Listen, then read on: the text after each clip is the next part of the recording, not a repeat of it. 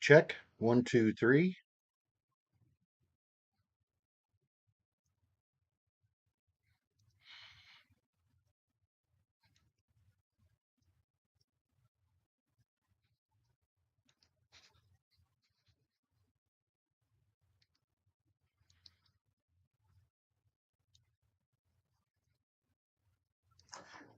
Check. 1, 2, 3.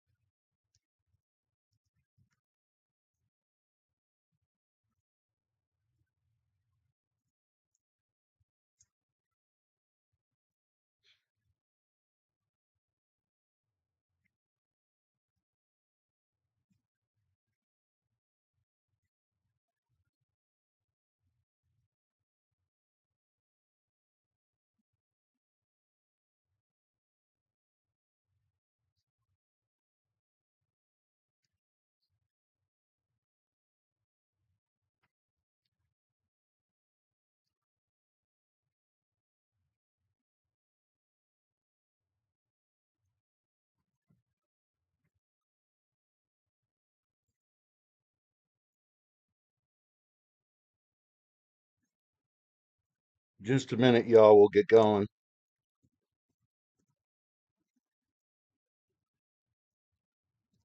Just sharing the link around.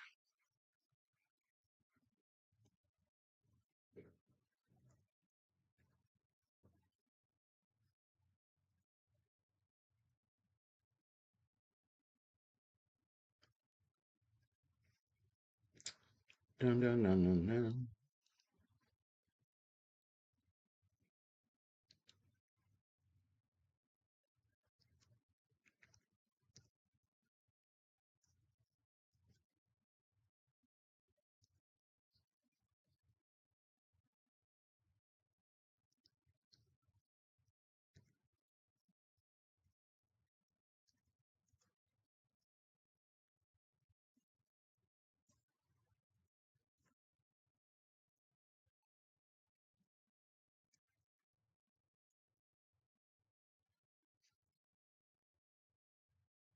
Okay. One more place that I want to share it. Hang on, y'all. Be of good cheer. We're gonna do this. Hang on. I want to get it in one more place.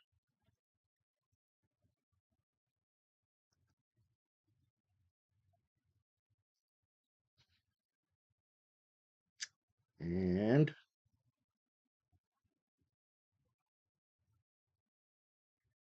hang on.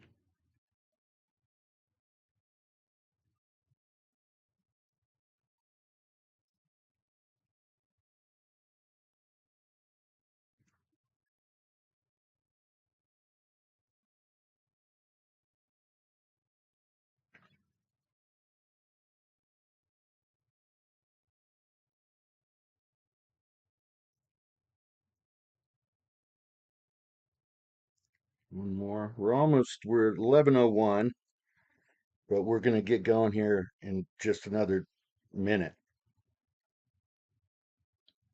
Let's see here.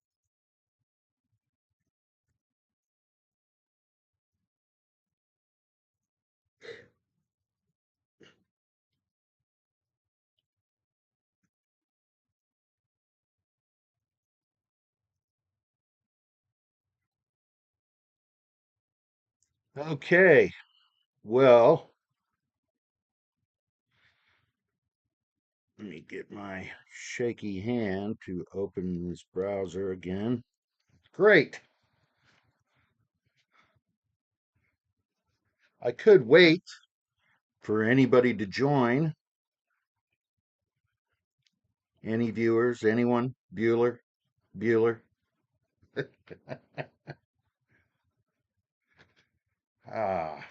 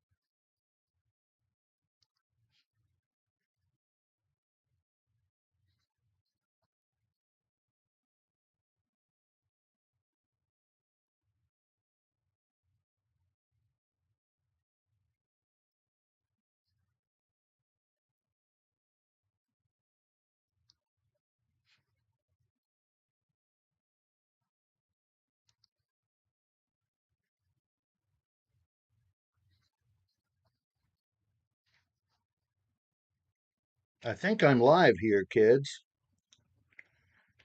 Pretty sure, although I'm looking at the YouTube stream, it doesn't seem. It says I'm live. Okay.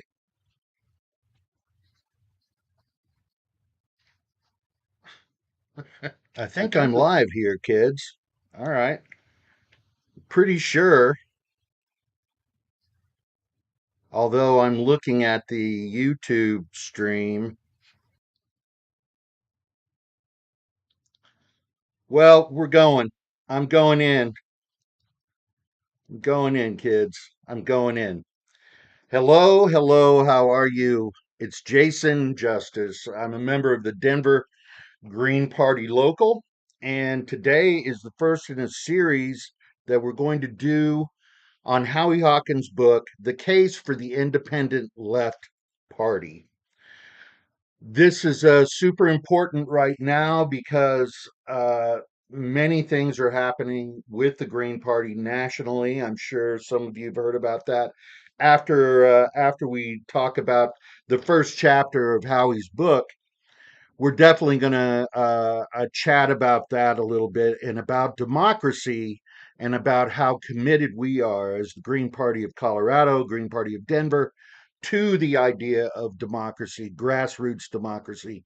And that means that we are not nominating anyone until the nominating convention, till the presidential nominating convention, which will happen next year. And so you won't see posts about individual candidates on our wall.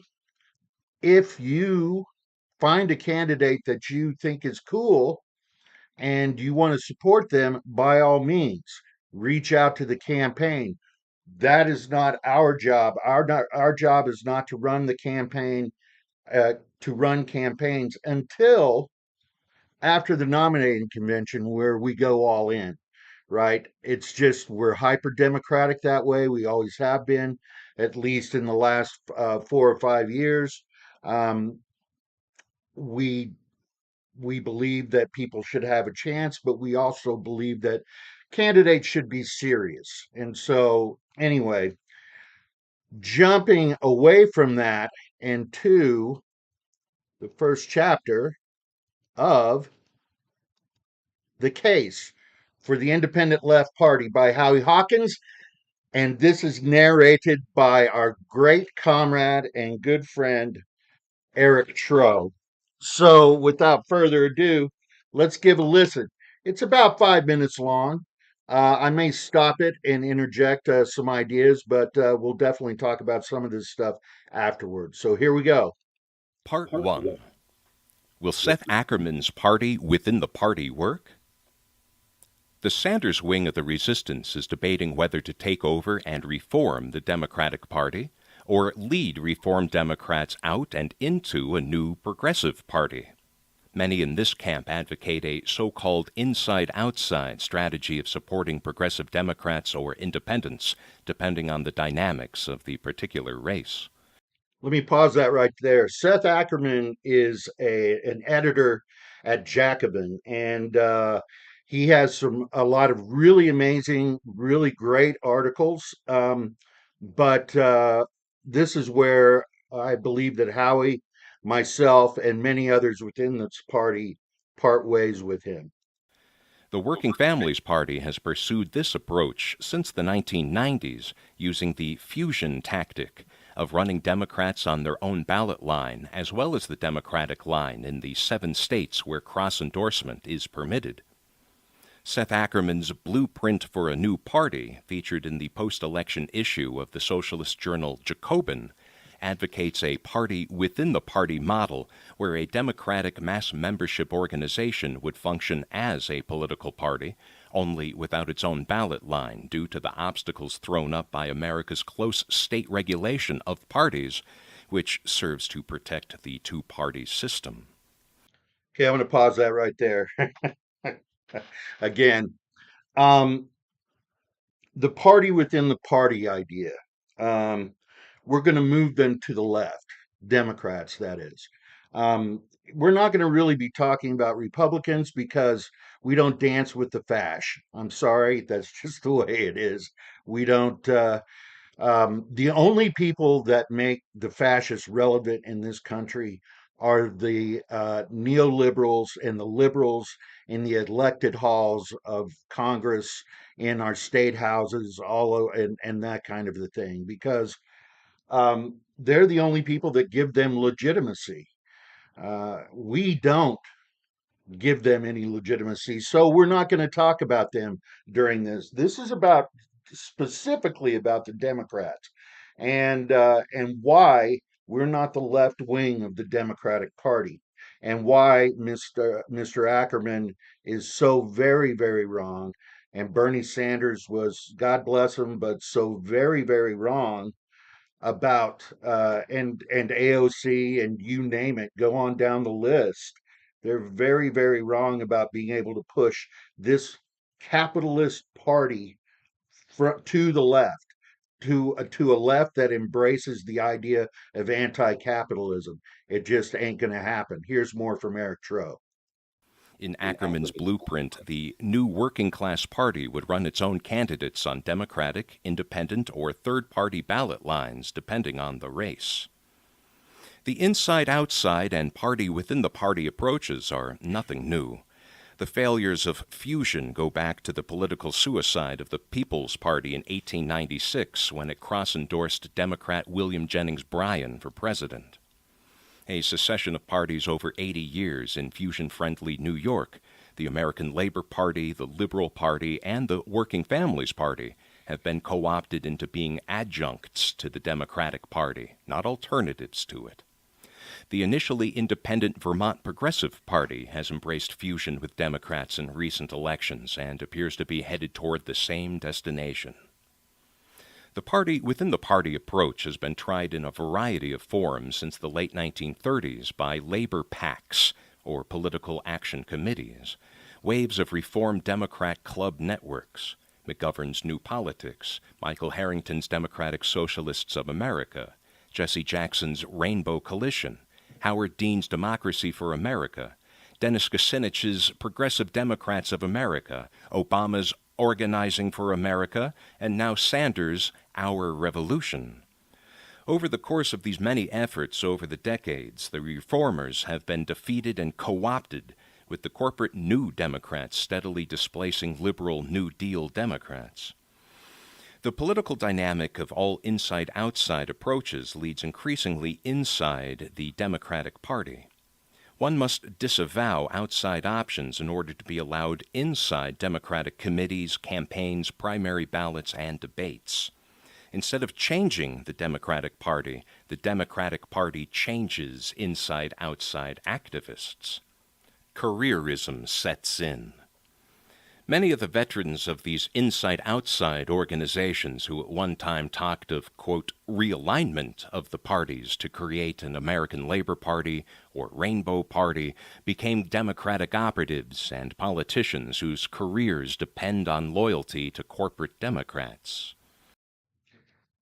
I believe that we can see that right happening right now. Let's take AOC, for example. Um, she got elected with the help of the Democratic Socialists of America in her district, but has not been a challenge to Nancy Pelosi or to the corporate wing of the Democrats there. She's not been able to. She and the squad, have not been able to coalesce any kind of power against those forces. And on top of that, these so-called progressive champions wrap their arms around a murderous foreign policy that is propagated by the Democrat and Republican, the duopolist party, right? Um, let's just I'm just going to point at one place, Venezuela. We can't leave them alone. We can't not sanction them. They have their own elections, they're their own country, but because of our interventionist foreign policy, which AOC and the rest of the squad wrap their arms around. Uh, it's pretty disgusting to see. We're not they're they're not an independent voice, and they're not standing up hard enough against uh, the Democratic Party as far as the corporate Democrats and their interests. Here we go. A little more of Eric. Sanders followed this logic from the start of his 2015-2016 presidential campaign when he conceded, in order to be accepted onto primary ballots and into debates, that he would support the Democratic nominee and not run as an independent. Yes, we're kept out of the debates. That's pretty obvious. So I guess that Sanders was right in his mind, to do that, but he had quite a movement behind him, and he could have made a move to become independent, and really would have been able to mount a challenge against the establishment. But at the end of the day, he's part of the establishment.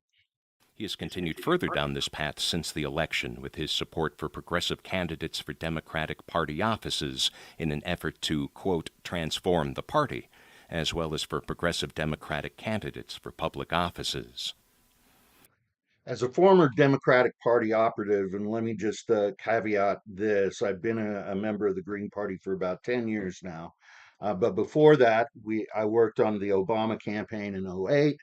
I was on the state platform committee. I was on the county platform committee. I was on the state appointment committee. I was also a captain of a House district.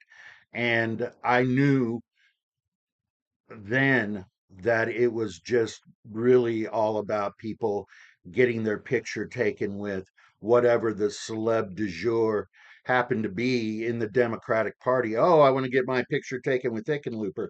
And then it's their Facebook profile picture. Um, and really, one of the two of the biggest, three of the biggest things that turned me away from the Democratic Party was their need to privatize the public schools, more privatization of the commons that we pay taxes for. Their global endorsement of this interventionist military policy in the military industrial complex, and then of course the the the Palestinian apartheid, and then the Likud apartheid regime that exists in Israel right now. When I was on the platform committee in '08, we wanted to change some of the language on the Democratic platform, saying that Israel needed to pull back to their 1967 borders. Maybe that was naive, probably a little bit, but the genocide that's happening amongst Palestinians is absolutely ridiculous. So when we decided we wanted to put that plank in, that's when all the elected officials showed up and said that we couldn't do it, and that they weren't going to allow us to bring the platform to the floor at the state convention. It was really quite telling. What I'd found out later is that one of the first things that happens to an elected official of any seriousness, state legislature, even the city council here in Denver, they fly him. The APAC flies them over to Israel and gives them the pep talk about why the Palestinians should live under siege. So I believe that Israel should exist. On the other hand, I don't believe in genocide of any people. Ackerman's blueprint astutely criticizes most of these efforts, including Sanders' Our Revolution for being top down nonprofits without accountability to an organized membership. But his blueprint still falls into the same trap of failing to establish the left's public identity as an alternative advocating socialist system change that is opposed to and independent of the pro capitalist Democrats. Pro capitalist Democrats, socialism. In Colorado, the Green Party of Colorado, the Green Party of Denver is specifically an eco socialist party. By failing to act on its own and speak for itself in U.S. elections since the late 1930s, the left has disappeared from public view. It lost its voice and a platform from which to be heard. Ackerman's blueprint offers no answers for the inevitable practical pitfalls that his party within the party, like previous inside-outside efforts, would face. When progressives lose Democratic primaries, the inside-outside groups must support the corporate Democrat as the lesser evil to the corporate Republican if they are to remain accepted inside the Democratic Party. When progressive Democrats win, they must caucus with corporate Democrats and muffle their criticisms of them in order to remain acceptable. They end up providing a progressive patina to the thoroughly capitalist Democrats they set out to change. Janet Yellen is the second cabinet Whoops, secretary to make a sorry. goodwill mission to Beijing in the last few weeks. Okay. It jumped from our video to Face the Nation. Oh my goodness. Was So that was Eric Troe. We have there's a number of chapters coming up next not next week, but in 2 weeks we're going to do chapters 2 and 3. But I want to talk a little bit right now about the Green Party nationally and why you're going to, already. I guess the elephant in the room is that Dr. Cornel West would like to seek our nomination for president. It's not a foregone conclusion. He still has to get nominated at the state level, and then there is a national nominating convention, just like every other political party on the planet. So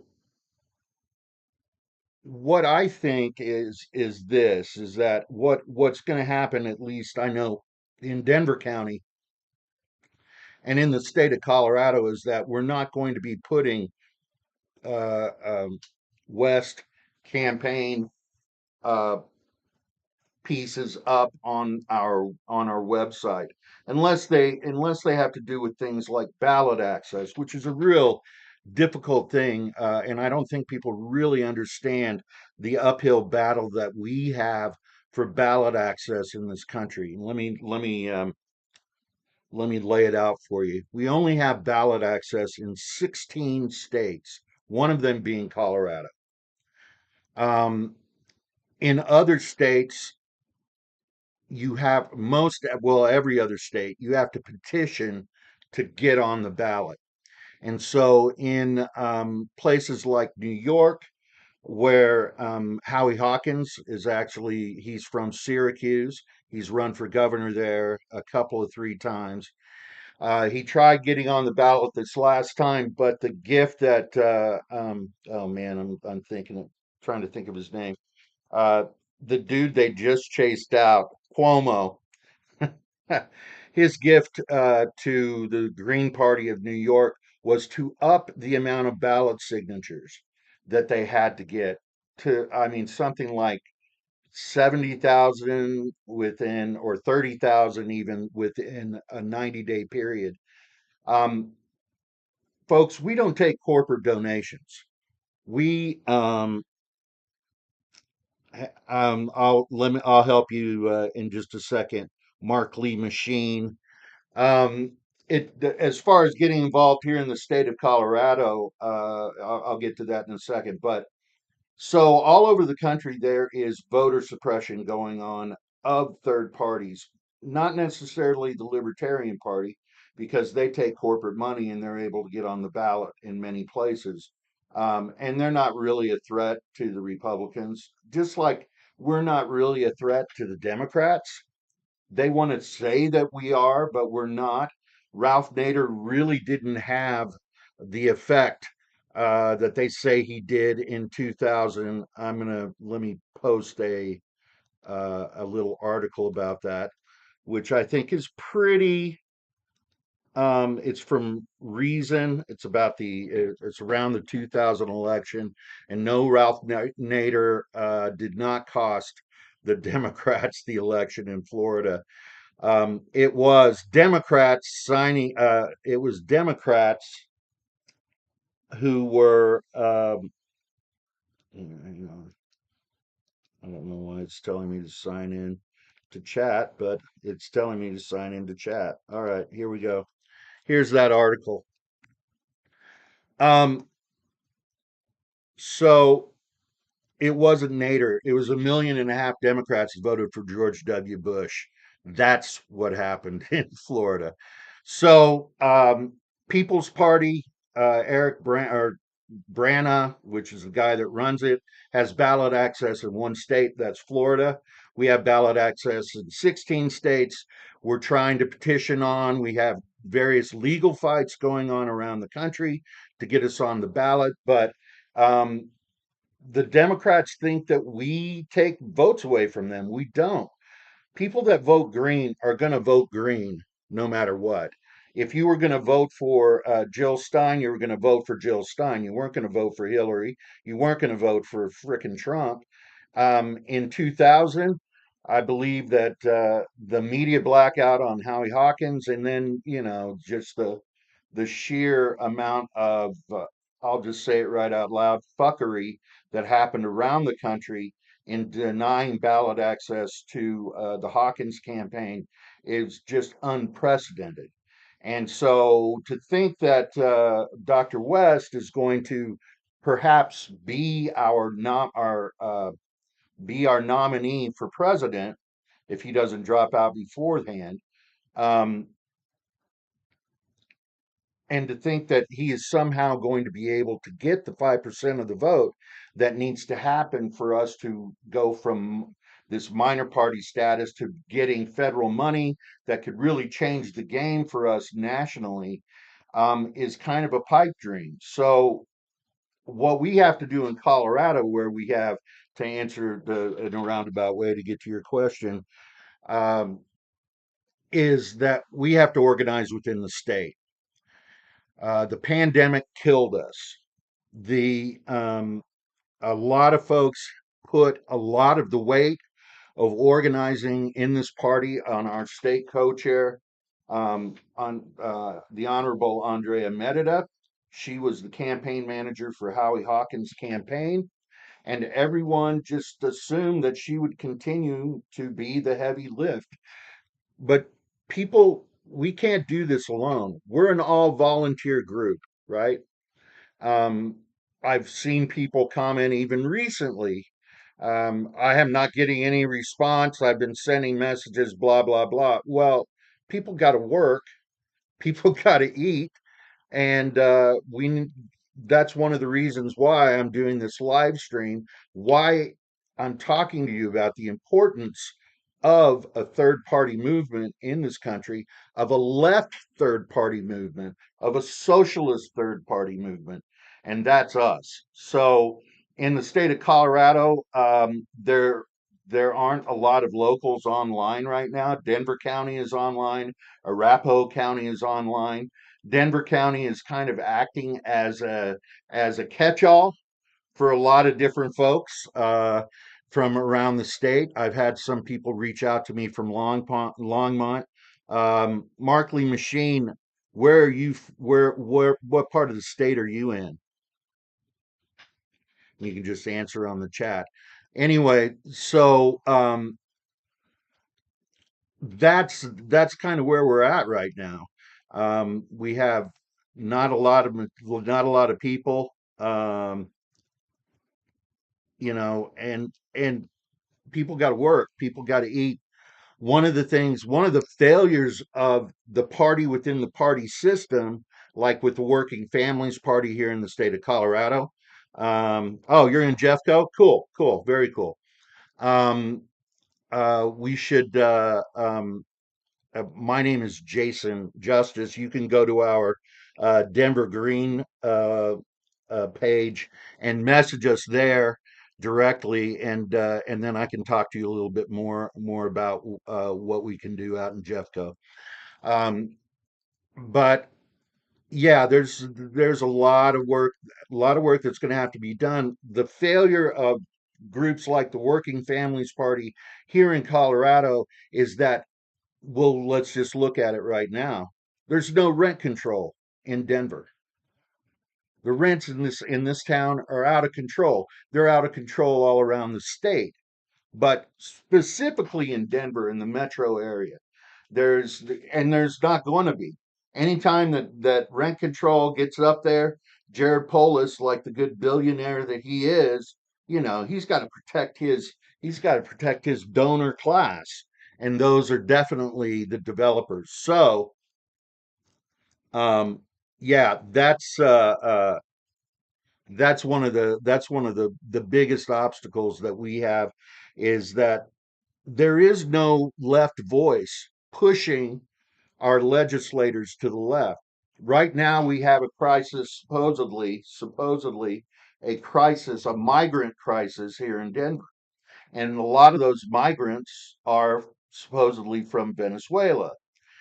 Well, there wouldn't be a migrant crisis at the border if we didn't have draconian sanctions on the Maduro government. I don't care what you think about the Maduro government. They were duly elected by their own people, and that's none of our business. We need to keep our fat thumb out of that. We need to keep our fat thumb out of the global south. Um, we need to keep our fat thumb out of the Middle East. We need to figure out a way we can bring both sides of both sides of the table in Ukraine together and stop this craziness. Now we're giving the Ukrainians cluster bombs. Great. I'm sure that there's depleted uranium rounds in there. Ask the children who were born after the Battle of Fallujah in Iraq, where we used a ton of depleted uranium munitions, ask them about the arm they were born without or the birth defects that they had when after their mothers were exposed to these depleted uranium rounds. It's just unconscionable, and this is one of the reasons why we need a third party voice. We need a leftist voice. In Colorado, the issues are obviously rent control. In Colorado, the issues are obviously the houseless situation. Um, I saw the other day that there was actually a judge that put an injunction on cities from going in and sweeping uh, the houseless population off the streets. Let's let's be let's remember where these camping bans came from. That came from the Obama administration during Occupy. And that was a way that municipalities could shut down the Occupy movement, was by enacting these camping bans. So, what do we do? Well, reach out to us at the Denver Green Wall on our Facebook page, because we'd love to talk to you. Um, there is a process to becoming a voting member here in Denver County. You have to be a dues paying member, because we don't take corporate donations. And so, for a couple of dollars a month, you can be, we're gonna ask you questions. We're gonna vet you about your politics, and we definitely want to find a place for you. And if you're in another county, if you're in Longmont, if you're in Fort Collins, if you're in Colorado Springs, all of those locals just kind of withered away and died on the vine. And so we definitely need new blood. We need a new focus. And I think the focus right now is got to be pretty obvious. It's rent control. It's finding solutions for the houseless problem that makes sense. That most people that are houseless want to live in a house. This propaganda that you hear about, they don't want a place to live. Well, there's a few people out there that don't want to be under the government's thumb, whatever. That's fine. But the most people want a place to live, and most and over half the people that are houseless are working on jobs. So I think those in Colorado, those are really the big things. Obviously, another thing is police violence, over policing of neighborhoods. We're very concerned about that. We just paid $30 million out in Denver County to protesters from the George Floyd uprising who were shot in the face with non-lethal munitions and lost eyes, shot in the genitals. This is just part and parcel of the way that the police respond to leftist or peaceful protesters. So, but nationally, the war, the military-industrial complex, obviously has got to be dealt with. That's gonna be a really difficult thing. But for us to be heard as Greens around the country, we have to have ballot access. And unfortunately, the Democrats fight against that at all times. There's a lot of people being disenfranchised from their voting rights in this country, from black people and brown people to leftists to Green Party people, because we're generally on the left. So that's about it. You know, Nobody's pushing our legislature to move in the direction that we want it to move in. And so that's kind of up to us. And that's one of the things I want to talk to you about over the coming up weeks, talking about Howie's book, talking about what we're doing in Denver County, what we're planning on doing, our statewide plan as well. So stay tuned for all of that. I'm going to end the stream.